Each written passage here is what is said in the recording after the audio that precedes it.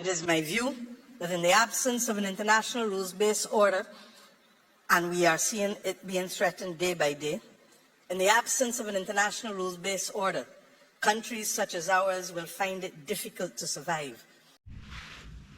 What's up, beautiful and amazing souls? So this is Africa Unchained, and here we tell stories about Africa, and it doesn't matter where you are as long as you are from Africa, and even those who are in the Caribbean, remember where you came from. And I'm glad that you always identify yourself as Africans. So in today's video, we're going to talk about this recent event that ended today in the Caribbean. So the heads of CARICOM, they actually had a meeting or a summit that they normally held every year. They normally hold every year, and this year's was the 49th summit since they actually began. And the thing is, a lot of what was spoken, and in today's video we are going to focus on Barbados Prime Minister Mia Mottley, because he spoke a lot of sentences, and of course we're going to talk about others as well. So for those who are like, what is CARICOM? What is CARICOM? So CARICOM in full, it means Caribbean communities. These are communities or the islands in the Caribbean. They came together and they said that we want to help our people as a team and not as individuals. We want to speak one language politically and not as individuals. And when you do a thing, when you are many, it makes work easier, but when you want to do something alone, it kind of become difficult. So the purpose of CARICOM, of course, was to create or promote, not really like create, but promote economic integration, promote security collaboration. When I talk about security, I don't know if you have ever heard of this event where, a Jamaican is in probably Barbados, or a Jamaican has done a crime in Jamaica and then ran away to Barbados and was arrested in Barbados. That is where security collaborations comes in simple terms. Let's not complicate this. But of course, when it comes to supporting each other again, I hope you understand. So security collaboration comes in so many ways or forms, So CARICOM was also created to promote human and social development. Most of you have seen that. And of course, all over the world, we all have these small organizations that, they come together, they promote peace, love, unity, economy, free movement of people. And of course, in CARICOM itself, there are also other organs of the institutions, which we're going to talk about. So we are going to just talk about a brief introduction or a brief history of CARICOM. And then now we go to what Mia Mottley talked about. When was this CARICOM founded? Of course, in a day in July, and that was July 4th. But today's summit, it was held between 6th and 8th, which is today. So it was founded in 1973, and this particular treaty, it was signed by TNT. When we talk about TNT, Trinidad and Tobago, Jamaica as the founding members, Barbados, Guyana, and at the moment, I don't know why this particular island, the TNT, they feel like they're being isolated too much, so much. So Mia Mottley talked about a couple of things. He talked about, CARICOM coming up with an AI validation mechanism to curb or to mitigate this particular thing that we call misinformation. She also talked about, threat to sovereignty or Caribbean sovereignty, in particular when it comes to artificial intelligence, news, digital misinformation, and a couple of so many other things. So before we jump into that, can we talk about, the organization of the CARICOM? So it has 15 member states, or consists of 15 member states and 5 associate members. Okay, you'll come to understand them later as we talk, or should we just finish now? When we talk about associate members, these are islands that are under United Kingdom. So of course, we talked about economic development, we talked about security, collaboration, development of people, and also so many other things that we're going to talk about. We're going to talk about later on. So can we now talk about some member states that are part of the CARICOM? Because all the members representing CARICOM, they were in this particular meeting or summit to discuss about their own issues. Antigua and Barbados are member states. The Bahamas, Barbados, Belize, Dominica, Grenada, Guyana, Haiti, Jamaica, Montserrat. So these are UK territories. St. Kitts and Nevis, St. Lucia, St. Vincent and the Grenadines, Suriname, Trinidad, and Tobago. And then when we talk about the associate members, these are islands like Anguilla, Bermuda, British Virgin Island, Cayman Island, Turks, and Caicos, or is it Turks and Caicos? I don't know how you pronounce that, but those are actually UK overseas territory or UK territories. So now you know about the CARICOM member states. Okay, like who make up this CARICOM thing where their leaders normally go and meet, they talk about their issues. And also remember, the chairperson we are speaking at the moment is Andrew Holness, and then we also have, among other chairpersons, is Mia Mottley, the Prime Minister of Barbados. So when you look at the structure of CARICOM, it consists 4 main organizations or structures that governs the institution. So it has a secretariat, which is headquartered in Georgetown in Guyana, and also this particular body is kind of executive, And then we have another body that is based on decision making of all these particular issues that come up. They are the decision makers, and that is the Conference of Heads of Government. And then we have this particular body or organization that deals with free movement of people, goods, services, and capital, and that is the CARICOM Single Market and Economy, CSME. And lastly, the last structure that is in this particular CARICOM is the CCJ, Caribbean Court of Justice. And this is, of course, to handle issues that, a country cannot really, be able to conclude. Then they can go to a higher court. So when we look at CARICOM at the moment, it also advocates for climate resilience.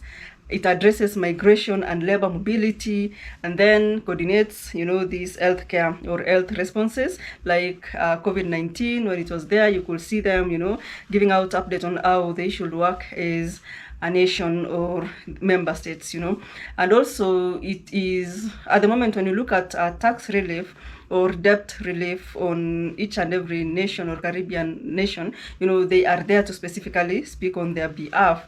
So it also strengthens food and energy security as a nation, as member states. Those are some of the things that this CARICOM helps, or we can see as some of the importance, and also they promote peace and security in these particular nations. So when you look at CARICOM in general, it's not political from the look of things, from what you are trying to talk about. It's not about this, it's not about politics. It's about cultural and historical things, and it promotes unity. They believe that unity is strength.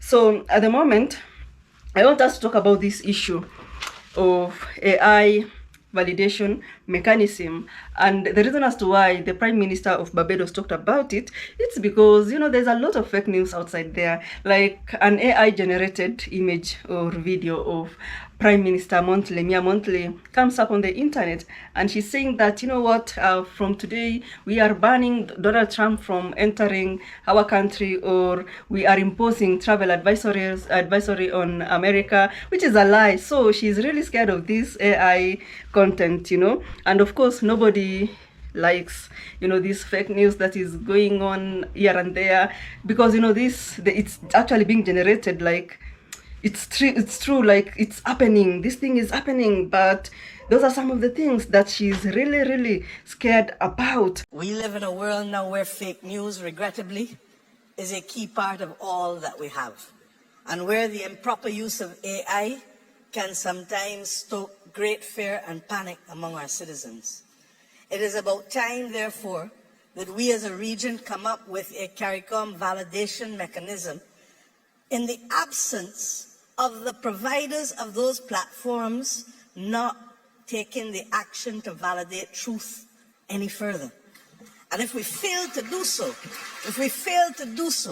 we put seriously at risk the stability of our democracies. In the last 2 weeks alone, my government in Barbados has had to put out as clear fake news, one that sought to ban President Trump from our country, one that sought to impose on Barbados travel advisories that didn't exist.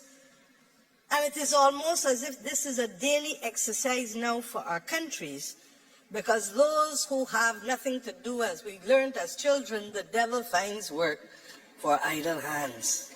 So for her, she's suggesting to the CARICOM members that, hey, can we come up with an AI validation mechanism that helps identify fake news, or that helps differentiate fake news and from, the real news, or helps differentiate real news from the fake news, if that makes sense.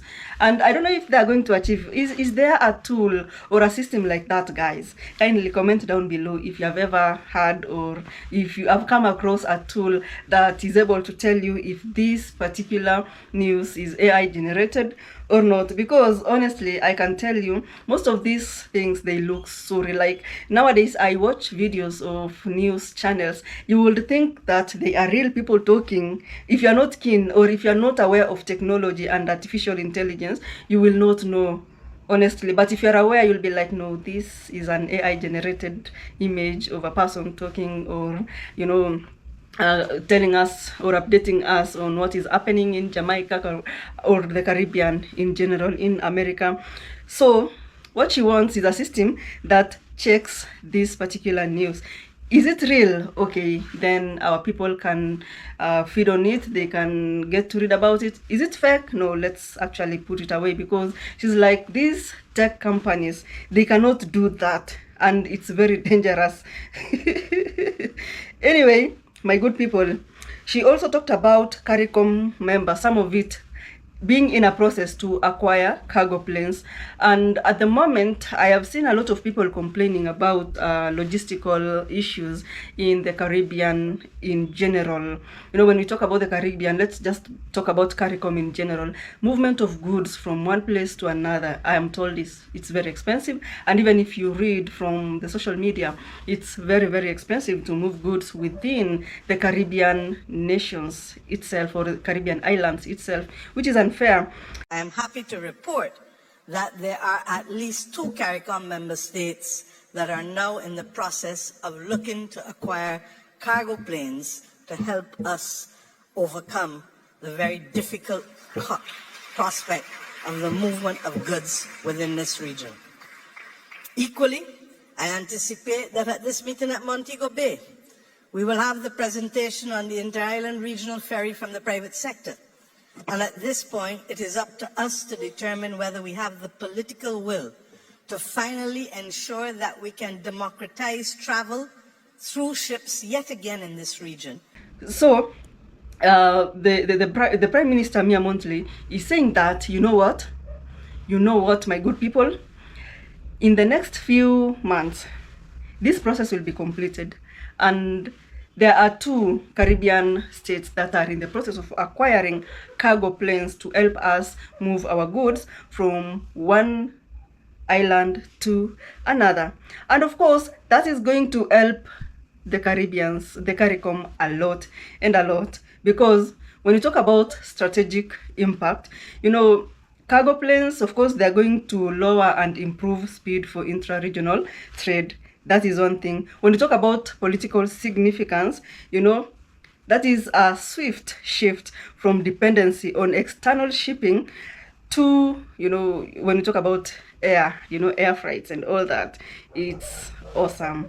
So that is all that we have about this particular CARICOM logistical issues, how to boost it and sort it out. And now I want us to talk about something else, and that was about threat to independence. When you talked about threat to Caribbean or CARICOM independence or sovereignty, I was like, now what is this? What is this? Because it was kind of hard to talk about it. But now when she came out and explained it clearly and told us, you know what, this particular threat to sovereignty, CARICOM sovereignty, it's not about, you know, guns or soldiers or people.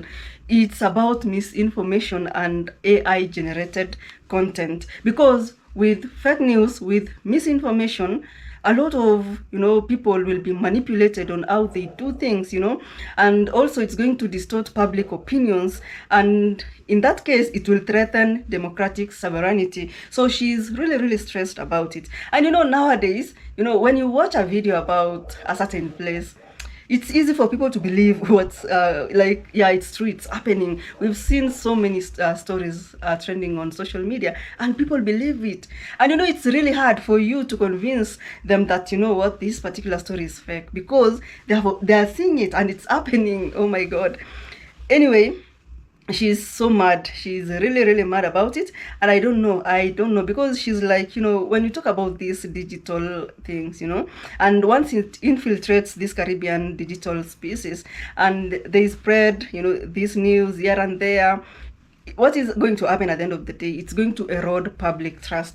And once public trust is gone, it's gone. You know, trust is something very important. So for her, she believes that, you know, when they come up with a mechanism that is able to control what comes in and what the people are being fed, you know, it's going to really help them as a nation or as an island, you know, being able to prevent this external information. Because, you know, she believes that, you know, external people can come in and then they try to manipulate and spread lies here and there.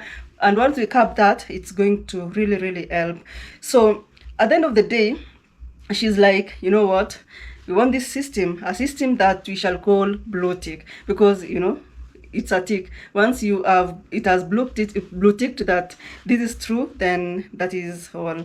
So she's like, why is she really supporting this particular issue of controlling what comes into the CARICOM digital space? You know, actually it makes a lot of sense, because for her, she believes that it's good to control the CARICOM member states. You know, it's good to control their own narrative and not other people controlling their narrative. It's also good to protect the minds of the people of the CARICOM states. I don't know what you think about that. It is my view that in the absence of an international rules-based order, and we are seeing it being threatened day by day, in the absence of an international rules-based order, countries such as ours will find it difficult to survive. And this, my friends, is the first real threat that we have had since becoming independent nations. The notion that others may want to conquer again is not beyond their imagination and not beyond our reality. But equally, the price of sovereignty is no longer simply that which we have started to do in the first 2 or 3 generations since independence. The price of sovereignty now extends to our ability to control our information and to generate our content.